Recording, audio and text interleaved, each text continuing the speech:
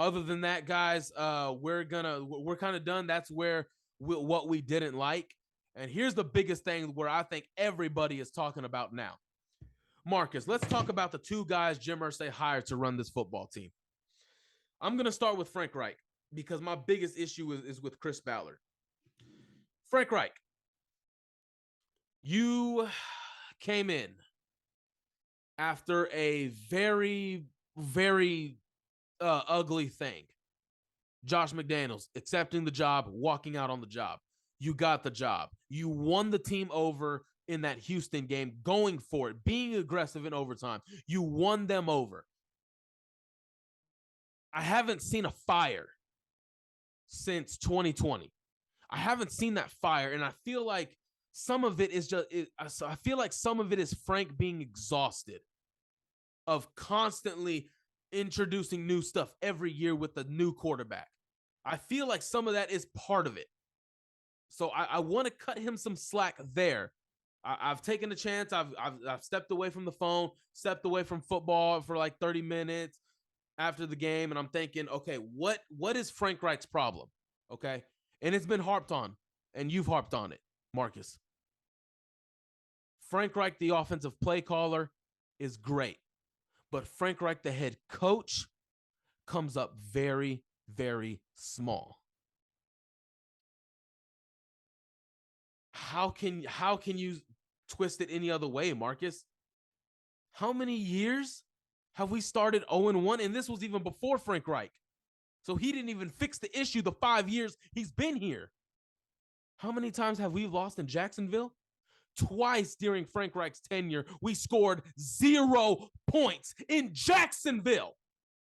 Jacksonville, the pathetic franchise that fans showed up to clown their own GM to. You lost 6-0 in 2018. You lost 4 times. You got inside the 5-yard line. You didn't take the points. You lost. That's when you had Andrew Luck, and I believe you still had Eric Swopes as your tight end. That was a long time ago, right? Yeah. And today, 24-0, Mike. 24-0. 24-0. The play calling, I didn't see much going on there. The scripted plays were jack crap. They weren't good. They were not good. You saw Jacksonville scripted plays. You saw those, and none of those was Trevor Lawrence going off script. He stepped in the pocket and he delivered a throw. None of it was off script. He didn't roll out. He wasn't pressured. He wasn't forced left. He wasn't forced right. He stood in the middle of the pocket and he delivered a throw. Those were scripted plays. Our scripted plays, run, short pass, outside short pass, 3-yard pass, drop, no one's getting open. Where? And then I'm just observing. I'm observing the broadcast image that I get. It gets the field, right? But it also gets some of the sideline. You know what I mean? So knowing where Frank Reich is, I'm just watching. I'm just watching.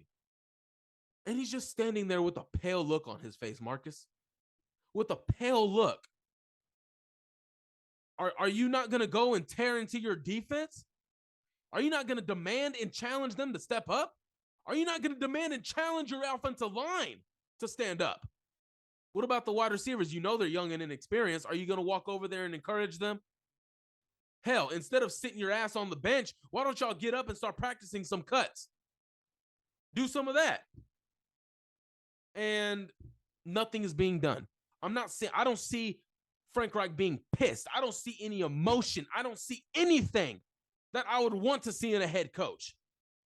I don't see anything on the offensive line. All this calm demeanor and everything, that's one thing. Being the quiet guy is one thing. When have we ever heard a story of Frank Reich ripping into a player, Marcus? We've heard that about Mike Tomlin. We've heard that about Jimmy Johnson. We've heard that about Bill Belichick. Heard that about, his name is escaping me. Kyle Shanahan. Doug Peterson even ripped into players. He ripped into Carson Wentz. What is Frank Reich doing, man? He's doing nothing, actually, for a quick answer. He's there. He's just a head coach. He's a motivator. Right now, We don't need a motivator right now. We need someone who's going to hold people accountable and to do their jobs. I'm tired of every post game being the same exact sequence. You get the same quotes, you get the same "we got to be better." Like, how many times are you going to say that until you actually figure out, all right, what are we doing wrong? Of course, we got to be better. Like, yeah, we all know that. 24-0, no, we suck. It's no, we got to be better. We suck. And it's not the players because we know these players are talented. We've seen how good they can be. Like, you telling me just because we missing Shaquille Leonard that we can't go out there and make some noise or some turnovers? Like, nah, this is unacceptable. Something's wrong. I'm tired of the play calling because it's nothing working. After the losing streak we went after, after the whole week 14 thing, and we was going into next week, we was like, all right, we're feeling like Coach Frank Reich can dig into his playbook because he got a deep playbook and all these things. He won a Super Bowl. He's a mastermind. He can work with anybody. He's a QB coach. No, he's not. I don't see any of that. I'm sorry. I don't. And a guy like Matt Ryan, I feel like we're wasting his time. He's about to retire. And brought him in, it's like, all right, he can probably work something with Frank Reich because the way we have the roster set up, it's like, all right, he can get something going on his offense. He can make Michael Pittman Jr. flourish like he did Calvin Ridley. We can see a tight end group like what he had in Atlanta. But he's missing one thing. He's missing a head coach. The head coach we have right now is just giving out the same rinky-dink speeches. It's like, you're not moving anything. I feel like Coach Frank Reich lost his locker room. I really do. I feel like he's lost his locker room because there's no way you're convincing me that these guys trust him moving week to week. I know everybody, when they seen that game, Jacksonville and week 2, they're like, oh, Lord, here we go again. Here we go. What are you telling them before you went into that game? Did you even say anything is the question.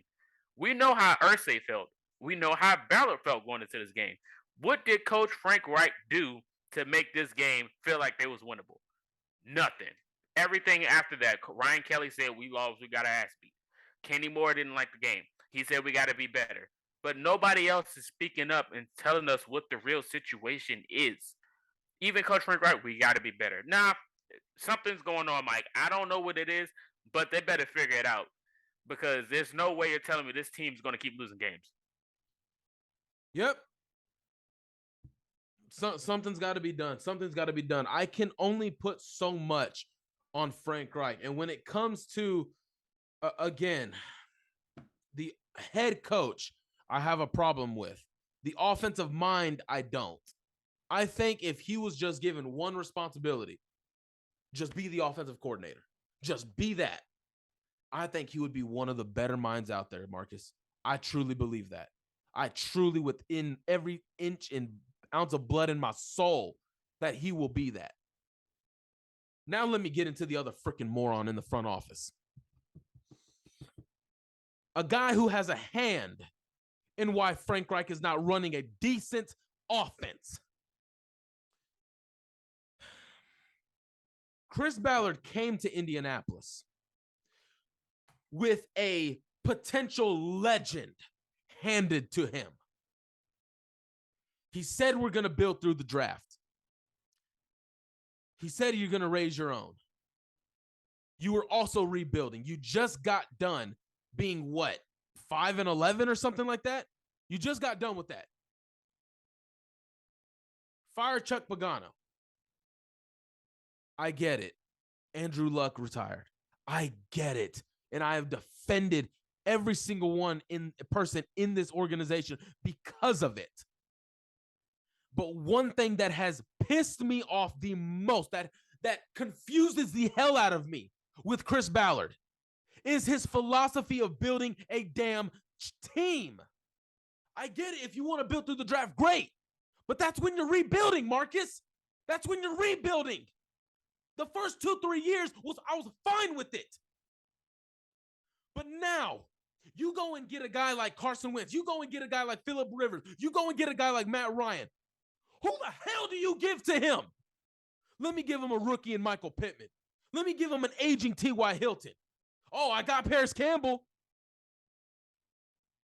I understand. I do give him credit for going out and getting Devin Funchess. 1 year, $10 million. He spent the money.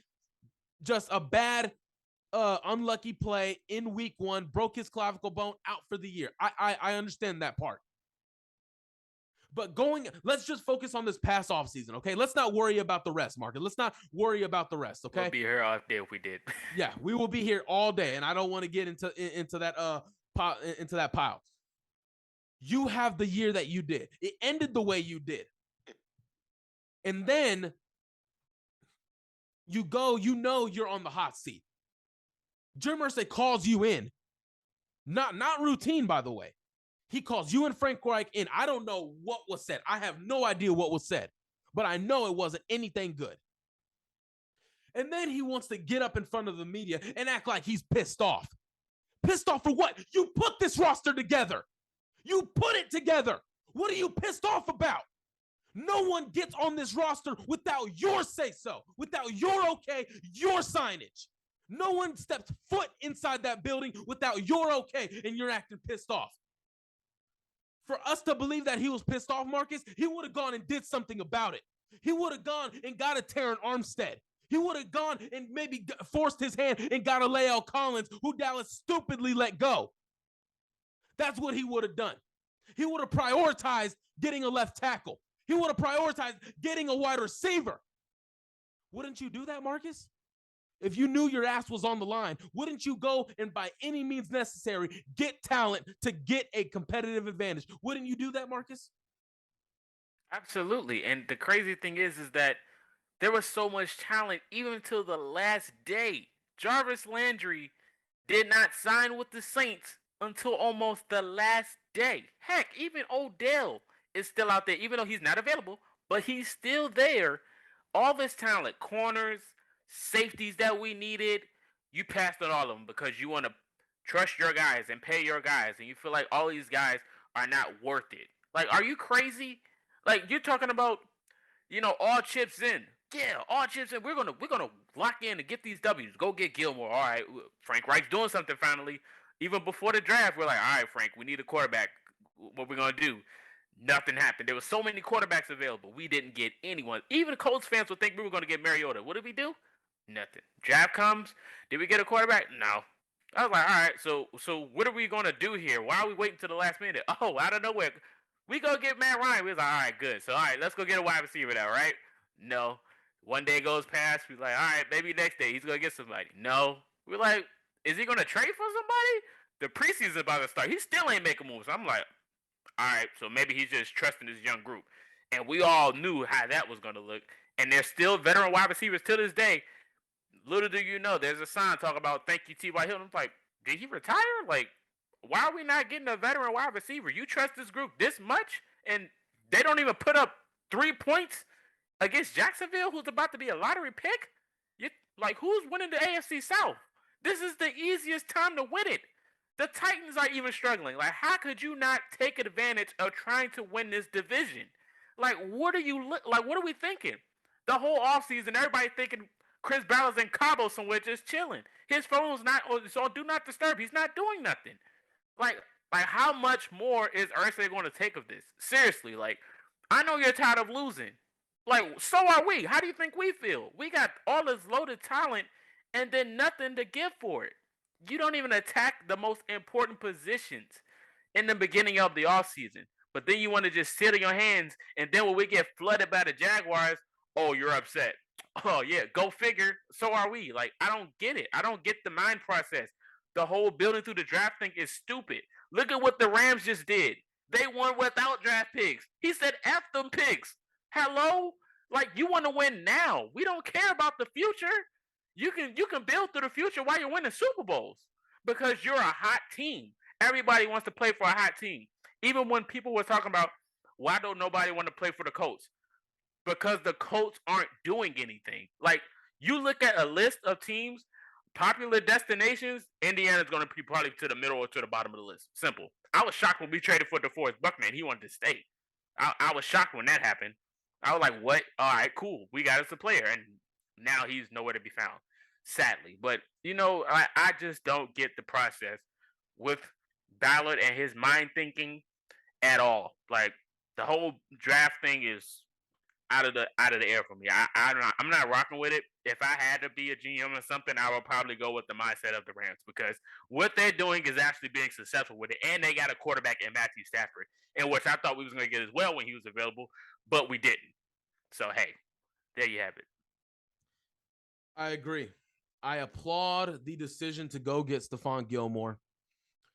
I applaud the decision to go get Rodney McLeod. I get it. You know, the Tyrann Mathieu thing, dude just couldn't make up his mind, man. He just couldn't make up his mind. Did he want to go here? Did he want to go to Green Bay, New Orleans, Las Vegas? Chris Ballard wasn't waiting all damn time, man. I get that. I get that. But Jarvis Landry wanted to be here. The agent kept calling you. But we come here and we criticize Frank Reich. And we blame him for this offense.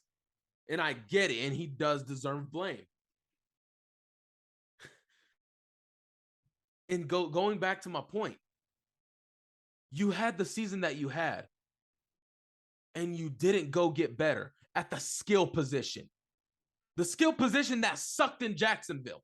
The skill position that sucked against Las Vegas. That same skill position group. Still want to keep on relying on Paris Campbell. You believed in Ashton Doolin, even though he didn't have more than 30 damn snaps at wide receiver last year. But you believed in him. You want to draft a 7th round draft pick and think he gonna pop off like Antonio Brown.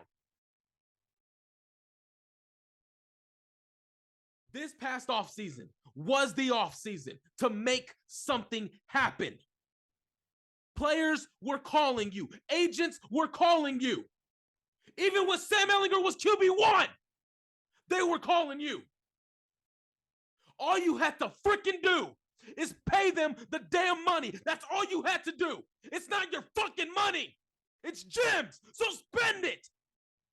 All this, oh my God, let me hoard this, let me hold that, save this, save that. Man, pay the damn money to get better. The only way you're going to find talent in the draft is if you suck. That's how you find that talent. And are you trying to suck every year, Marcus? Are you trying to suck? You trying to be in the top 10? I'm not. You're not. Everybody that's watching this not. Everybody that pays money for tickets, Sunday ticket that don't damn work, by the way. Everybody that pays all this money to find avenues to watch the Indianapolis Colts don't want to do that. And we keep saying, man, we'll find those guys in the draft, right? Even edge rusher. Marcus, take me back to 2 years ago. Carl Lawson, Romeo Okwara, Harold Landry, Yannick Ngakoue, Matt Judon, a slew of edge rushers. Guess what? They weren't brought here, Marcus. You know why?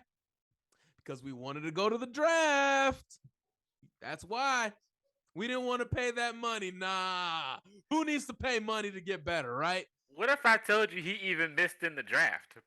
Oh my gosh. He even missed in the draft, literally. Hey, Marcus, let me not go get a Pro Bowl receiver in Jarvis Landry. Let me not go and get those guys. You know who I'm going to go get? Alec Pierce. Who the hell did Alec Pierce play during college? SMU? South Florida? UCF? Who was he going against, man? Come on. What are we expecting? Oh, better one, Marcus. Man, I wish there was some really good tight ends that could really kind of open up the play calling a little bit for Frank Reich. Somebody who has that ability to get open, use the center of the field, know how to pick apart zone coverage. I wish there was a guy maybe like, what if CJ Uzomah was a free agent this past? Wait a minute. He was a free agent. Gerald Everett was a free agent. Jared Cook was a free agent. O.J. Howard was a free agent who caught a touchdown on us. Evan Ingram was a free agent. He caught 2, by the way. Yeah, caught 2, by the way. All these free agents. And you know what we did, Marcus? You know what we did? Go ahead, tell us. Tell me what we did.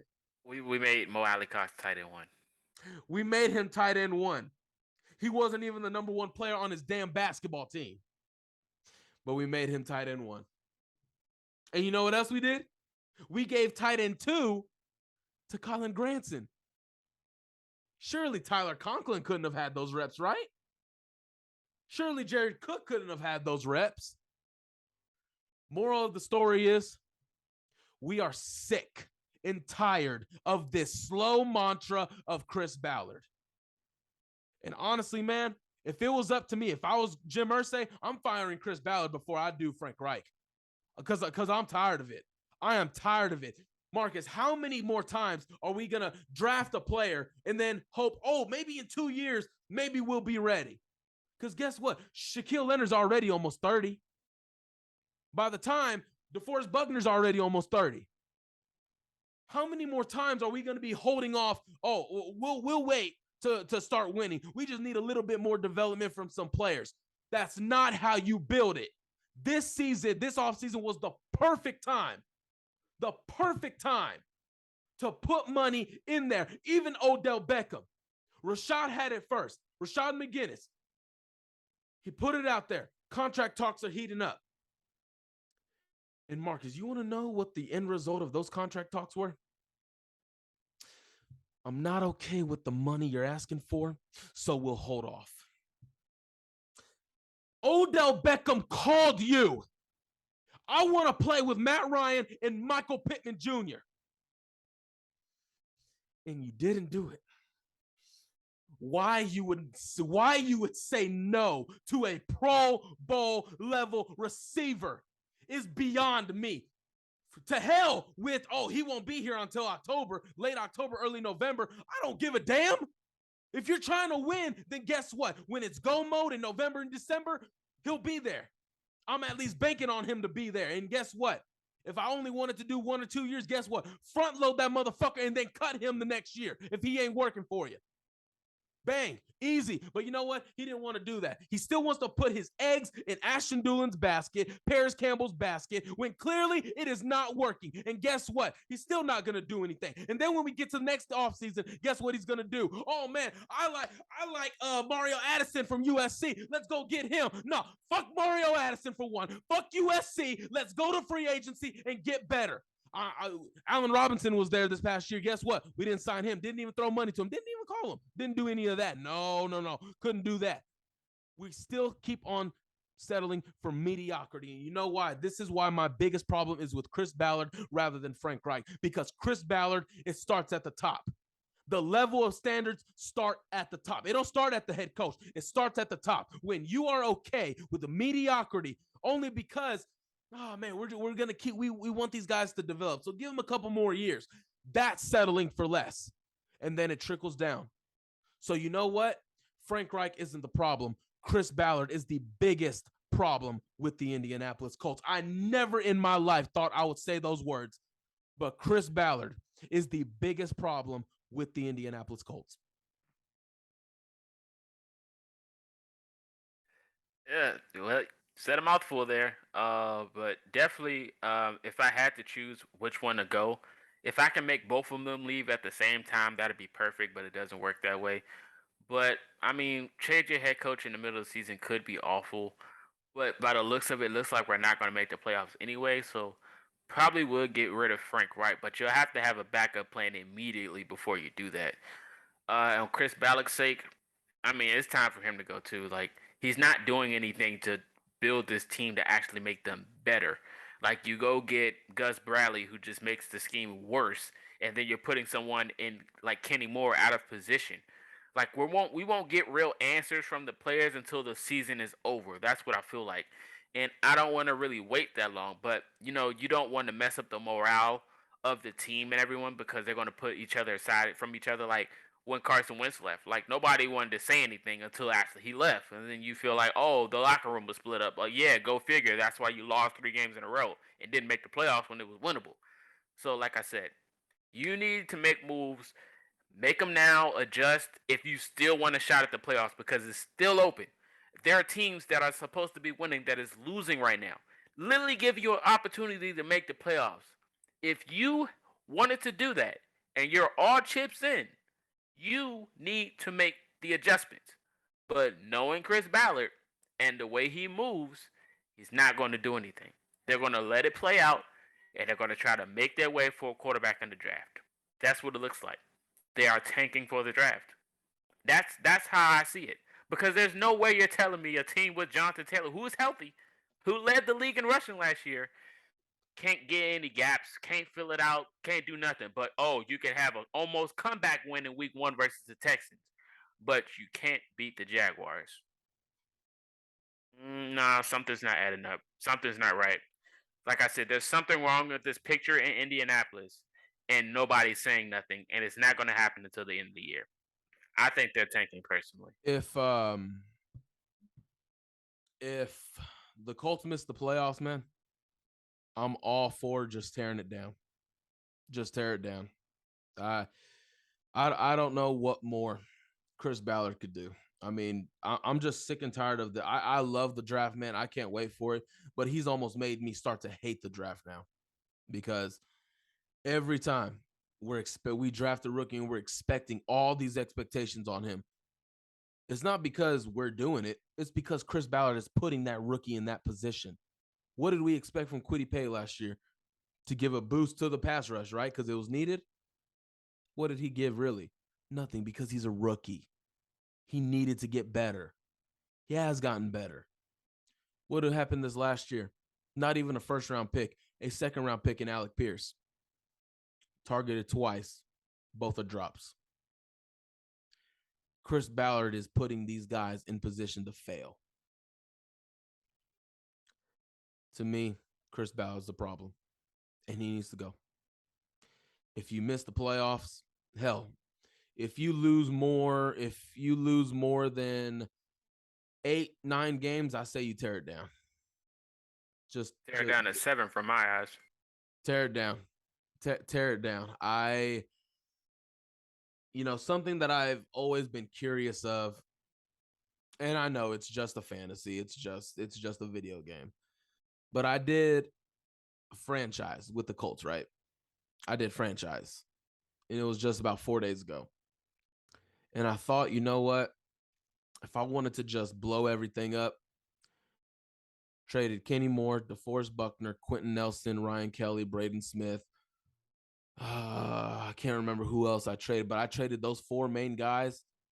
Dude, I came out with freaking 3 first-round picks in the next year's draft. Offloaded more money, simulated the whole season, got to next year's free agency, had about $115 million, and I used it, and guess what? The roster looked completely different. That's just a video game, man. It's not. I don't know how similar it is to the actual process of the NFL free agency. Something's got to give. But guys, it's crazy. Like, you don't even need a video game to understand that the Colts had top 5 cap space, and they wasted it on the talent we already have instead of going to get more talent to help build the roster. I mean, like, we had top 10 cap space for almost 4 years. 3 or 4 years, we were like, oh, we can go get a big name free agent at any moment. Did we do that? Nope. You did not need a video game to figure that out, because it was blasted everywhere when they talked about top free agent cap spaces for teams. It was always us up there. We never spend.